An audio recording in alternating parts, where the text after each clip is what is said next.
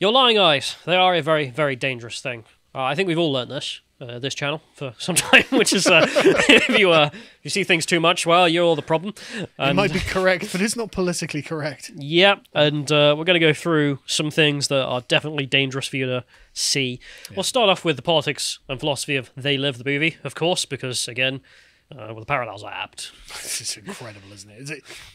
I really enjoyed doing this podcast, and I think we did a really good job of it. And the more time goes on, the more vindicated we are in what we said about that. Yeah, and do go check it out. Otherwise, we shall begin with the thing that perked my interest into writing this, which is, I'm sure many people noticed. There was some skating thing. Yeah. Who cares? Who watches skating? I'm not a gay man. And so this individual here was opening the session. There was a person from Finland, because they're the world's first transgender national figure skater. And as Posobiec notes, they fall down in the first 45 seconds. There we are. No one's allowed to act like anything happened. Has this person ever ice skated before? Because they look like they haven't. They once did it dressed as a geisha to Japanese music, which was as cringe and weeby as you think. They can't even get back up. Yeah, the Finnish actual skater over here had to come over and be like, there you are, have the flag, bugger off. And even then, they struggled to get off the ice because it was a complete mess. How is it you can be nationally representing Finland as a figure skater and appear to have never been on ice skates before? Well, because you're transgender, so just exactly have the job. Exactly. It's such obvious token. Can you skate? That doesn't matter. And the point being, from Posobiec, quite rightly, no one is allowed to act like anything happened at all, and the worst part is that nobody in the room is allowed to obviously point out there's also not a woman. Bruv, you fucking suck. Sorry. Just that's what I mean. You suck. Just the whole crowd, but no. It's even more embarrassing from the ladies here who have spent their whole professional lives moulding their bodies as well. And skills. Like, look at the grace with which these women are, like... Yeah, they glide. Gliding around this man in drag. Or the terminology used to describe with professional ice skater. Yeah, exactly. Is thrown out the window with oaf over here. There's an oaf in makeup here who's going to fall over, and you have to pretend like he's doing something more important than you. Oh, what a humiliation. Yeah. And if we go forward, because the London police force have been insisting in a similar vein of don't believe the lying eyes, that they must represent the community. Oh, yeah. And of course they must represent the community, as this left image here says. And 40% of London is foreign. So what community is that? Policing vision for 2025. Someone's had a vision. Like they're a shaman or something. If you go back, please, so I can read it. Which is just that their vision was, well, what is it? They need to represent the community. We welcome people of all backgrounds, regardless of age, gender, race, faith, sexual orientation, and affiliation with ISIS. Parental relationship status. The thing is, that can't be true, because if you're trying to expand on one front, let's say you're trying to expand the number of white people in your organization, you're going to have to suppress the number of people with non-white skin, and vice versa. Of course, it's the vice versa. That's always the thing that's allowed. Yeah, that's never happened. That was a weird example to use, because that's the one example that's just never going to happen. I made it for that reason, which is that that's not what's happening. So that doesn't make any sense. And they say that's because the more our police officers represent the communities we serve, the more we understand their needs and concerns. So what do they do? The concern is that there are a gang of youths outside stabbing people. I mean, if your community is somewhat, unless they're just 5% made up of criminals, well then 5% of the police force got to be criminals, or we're not sufficiently serving the community by policing them. What I love about this is the idea that this Pakistani officer goes to this black neighborhood and she's like, I represent you. And she's like, oh, good, because I've got needs and concerns. They're great, because we've both got non-white skin, therefore I understand your concerns. And she's like, I'm concerned about these youth stabbing each other. He's like, actually, we're not the same colour. I don't understand your concerns. For some reason, it's the difference in our skin tone means I can't understand why you'd be concerned about that. Come on. The funny in this is if you go to the next one, and I hired a bunch of illiterates, which is... whole other conversation. I mean, that is funny. I'll give you that. But the more friggin' wild thing for me is that this is the English police. To represent the community, Callum. Yeah, we hired a bunch of illiterate diversity hires because that's what the community's made up of in London now. Cool. Anyway, so... but the more fundamental thing for me is like... do you remember that book we read about... I think it was... the last century horrors of communism and fascism. Robert Conquest. Reflections on a Ravaged Century. Yeah, and one of the lines was that we ruled all of, I think it's Zimbabwe, Rhodesia, the northern provinces, with like 50 guys with rubber truncheons, no guns. Yeah. didn't represent the communities at all. 0% representation, the most law and order you could ever ask for. Yeah. But no, if you represent the community, you'll have more. The English police, of all people, to have forgotten so much of what we've done to the point that you come to the maddening assertion that we can bring law and order by looking like them instead of policing effectively. I mean, there is not a ethnic group on Earth that managed to police such large areas so effectively by not looking like them, but for also one. having such a wonderful reputation. Because, I mean, like, there's one good thing that people have always historically said about England is the quality of the police. Yeah. It's just In heaven, the police force is English, not German. Yeah. You know, but of course the cooks aren't English. So, but I just can't... Like, we were literally the best at this. Yeah. Yeah, we invented this. And none of it was to do with looking like them. Yeah. And you were like, you know what, I learned from Robert that. Peel actually had 9 principles that he used. And a principle, this is going to be a shock to any progressives watching, is actually not dependent on skin colour. No, instead it was dealing with the crime. Anyway, move to ask The moral why. of the thing. Why did they do this? Well, we have HMI Matt Parr over here in the Telegraph, who said that whilst it was entirely noble and right that Scotland Yard was aiming to be more representative of the community at least, it's not, we'll get back to that. He said it should not be at the extent of the standards. No. What standards, my friend? The standards couldn't be given up. However, in 2021, Dame Cressida Dick, the then Met Police Commissioner, declared it was the force's aspiration to recruit 40% of its officers from black and ethnic minority communities by 2023. Cressida Dick's like, it's our aspiration to reduce the standards. It was currently 17%. Right. Well, I think it is 17%, Right, sorry. okay. So we failed on that target by, over 100% failure. It's actually remarkable that London can literally be 67% or 63% non-English, and they can't get any police from these communities. No, it's amazing, really. It's Well, just genuinely amazing. But they just... I So love... 17% of London police are from ethnic minority backgrounds.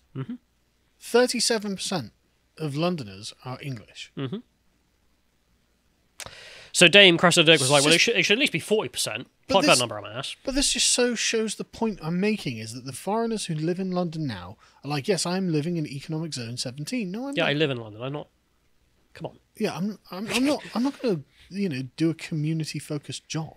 Mr. Parr over here, however, he told the Telegraph, we completely support the idea that London, which will likely be minority white city in the next decade or so, It already should not is. be policed by an overwhelmingly white police force. Why?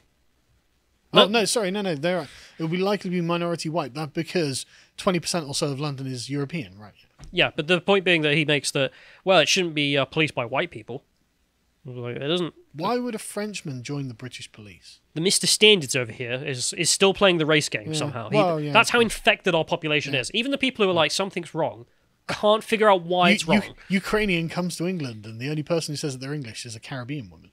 It's like, what the hell is going on? I mean, if a foreigner comes to England, they expect English police, they expect English politicians. Not German. Yeah, exactly. They expect to see English people running England. That's clearly wrong, he says. It's not just wrong from a legitimacy point of view. I love the idea. You only have legitimacy if you're the same colour as the people you're arresting.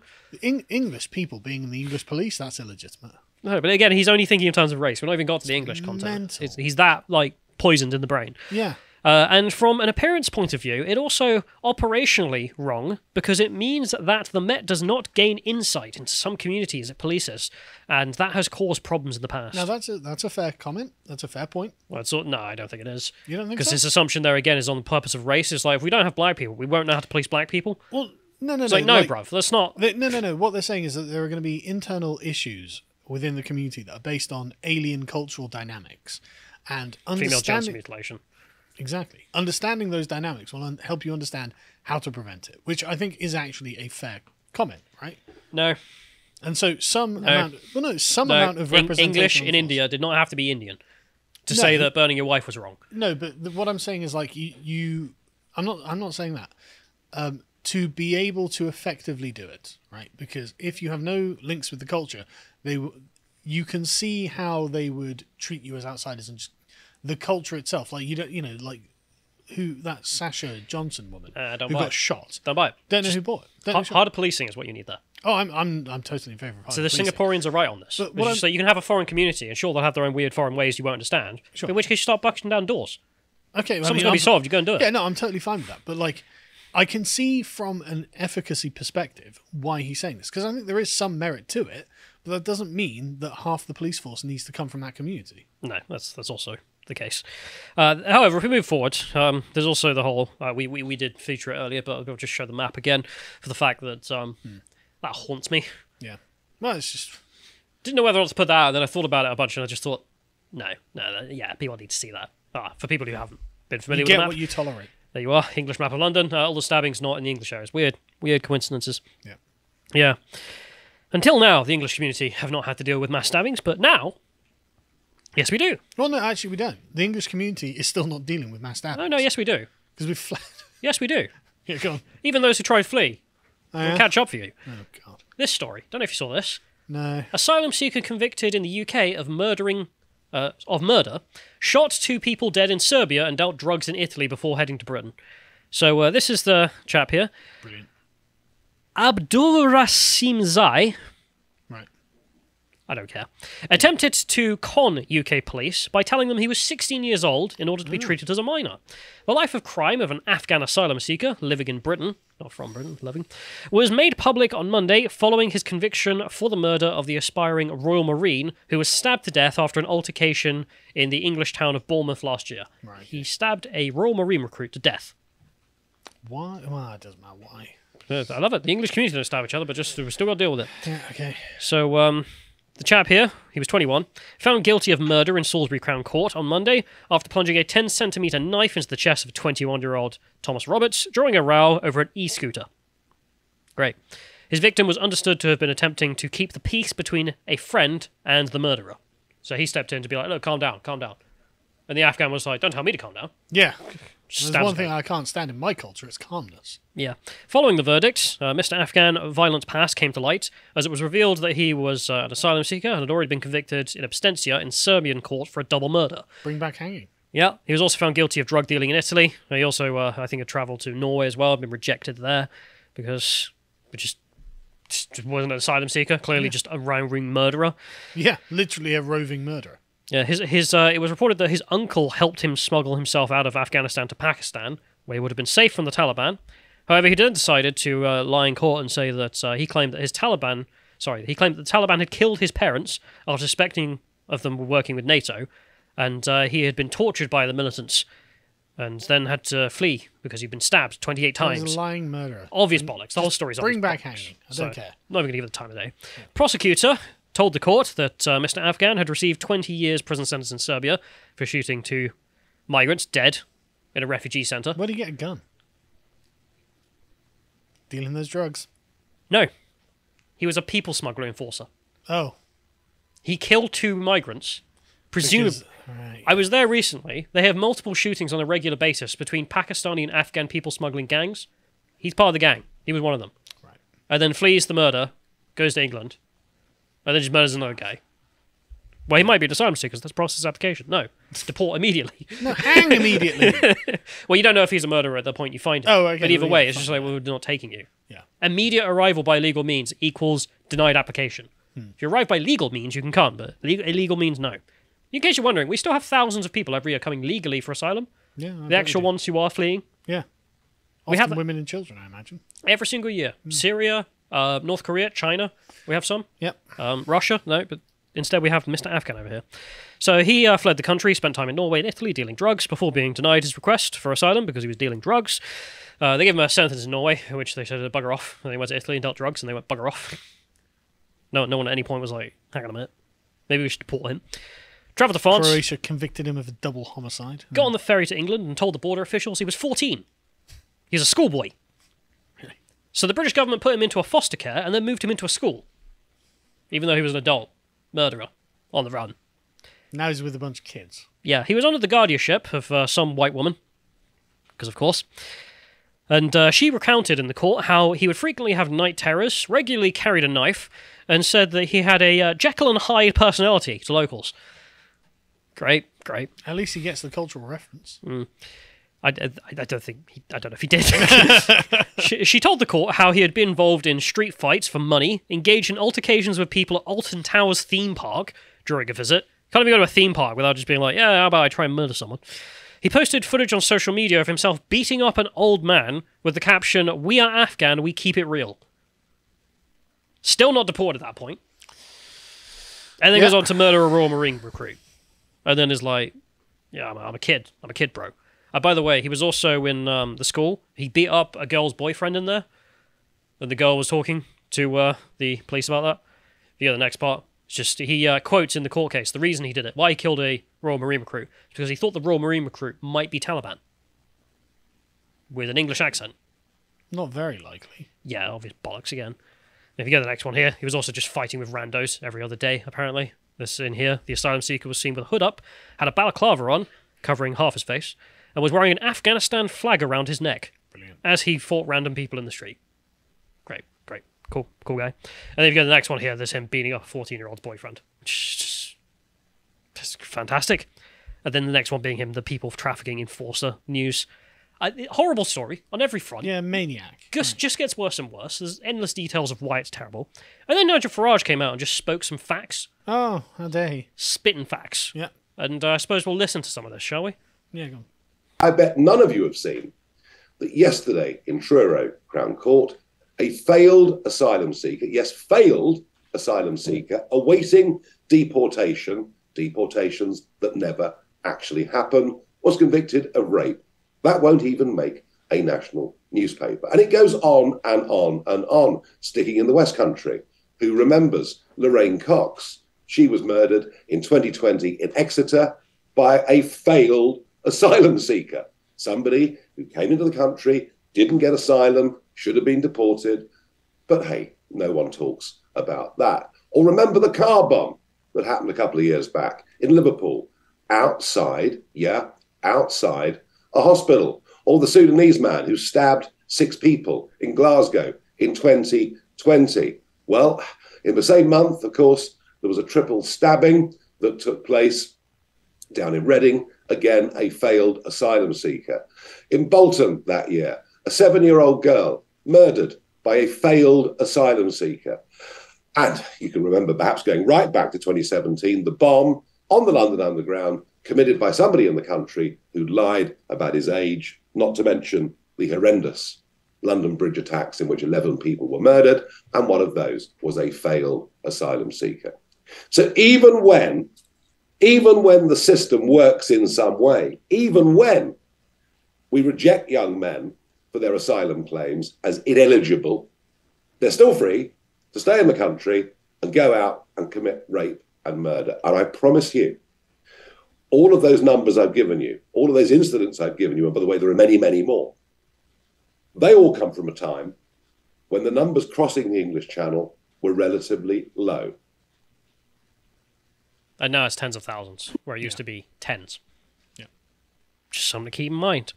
An actually good MP, Lee Anderson, visited France recently and was just like, well, this is obviously hell. Like, we're killing ourselves. We need to stop. Of course, he got a lot of crap for that, but I thought I'd feature it because he's the only one I've seen talking about this. If you go to the next link, we can see it. And then, then the news broke that there are 200 missing children, Carl.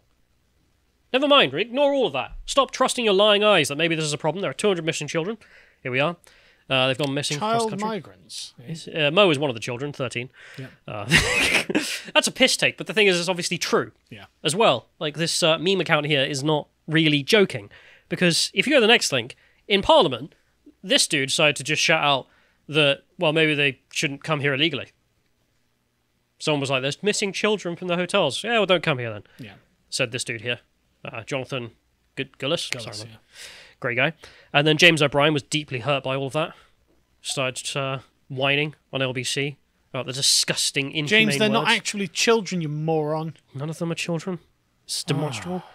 I should have clipped this, but just the wording he uses is like, how dare he say these sort of things? Ridiculous language. And then some MPs started coming out and screeching about it as well. It's like, please denounce this. Won't everyone denounce this? If we play this clip, this stupid lady here.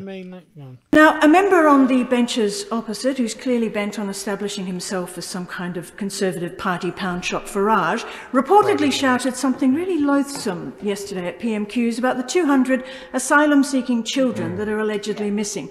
It was so despicable, I won't repeat it, but its content must be known to her through the outrage on social media. Will she join me in condemning his remarks, which, by victim-blaming potentially 200 missing vulnerable children, marks a new low in dehumanising language towards asylum seekers? We all know behaviour in this place can be raucous and passionate, and emotions sometimes run very high, but surely all of us would join in deploring attacking language being used on the poor and defenceless among us. The poor and defenceless, such as the murderer we mentioned earlier. Is she actually talking about him? No, well, pretty much. Yeah. Because if you go to the next one he here, said he was a kid, didn't he? they're all the same thing. Yeah. The news broke literally after she gave her speech. Asylum seekers missing from Hove Hotel, arrested on drug offences. Oh, really? 76 minors had been housed here, and they were all missing. 2 of the young people, as the BBC writes, were arrested on suspicion of possession with intent to supply drugs in Cambridgeshire and Gloucestershire, while a 3rd was arrested on suspicion of cultivation of cannabis in Tottenham. Amazing. Yeah, amazing that. Young people. Young people. Just all the teenagers, all the 13-year-olds are into drug dealing these days. You know, they turn up and they leave because they're not meant to be in the hotel. They either go back to join the gang or they go out and find the criminals that orchestrated them getting here. Yeah. These 200 kids. They're Buckle just off. taking advantage of the system that you've set up to facilitate them doing what they're doing. Yeah. And trust me, there is no other reality. It's not possible for us to change anything, Carl. No. There was nothing ever better than this. Pay your taxes, do your duty to Economic Zone 17. If we get the next link here, we can see some of that. There you go. I don't know if you saw these blowing up. Someone Yeah, I shared it. Someone shared a picture of a calendar they have with old paintings on it. They were like, "Look at this world that never existed." I love this. I bought this calendar as a curiosity. Images like these depict a world that never existed. They're an idealization of childhood memories. Okay, well let's examine the image. There's a woman on a bike, a guy with a van, some sheep, and a road that's going into the English countryside.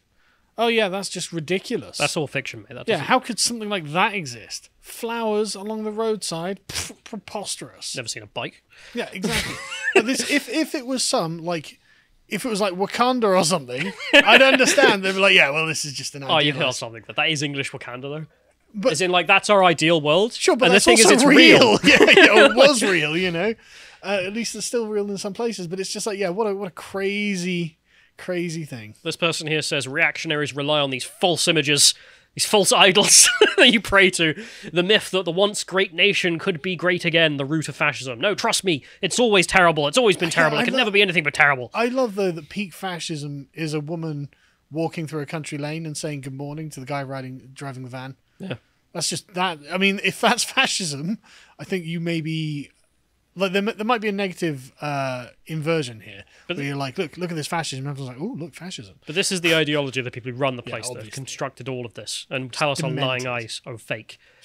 Which, speaking of our lying eyes, let's indulge on our lying eyes once more, shall we, to end this off? This is what I call ladybird libertarianism. What are you talking about? This is gibberish. Okay, fine. There we are. Your lying eyes. At Yeah. work, Carl. Yeah, Not real. Yeah. Man with bike saying good morning to lady as he gives her bread. In a little village. Yeah. Not possible. If you want to scroll through this thread as well, this guy just started, was like, I'm not having this. I just decided to put a whole bunch of them. There you are. Fake. Yeah, just people living. You ever fed a sheep? Sheep aren't It's real, Carl. North Wales, yeah, I know. Yeah. Have you ever been out into the countryside in the summer, Callum? No, of course you haven't, because no Picnics. countryside It's exists. a fake word. It's like jetpacks. It's just so mental. Yeah. Anyway. Yeah. But that's that. This is just average life back in the day and Yeah. menial things. Yeah. But anyway, your lying eyes tell you this isn't real, so don't worry about it. If you appreciated that segment from the podcast of the Lotus Eaters, you can go to lotuseaters.com to get access to all the premium content we have on the site, such as the Epoch series, this one on Tiberius Claudius Caesar. If you'd like to find out what else we put out, you can follow us on Getter at lotuseaters_com on Getter. Thank you and goodbye.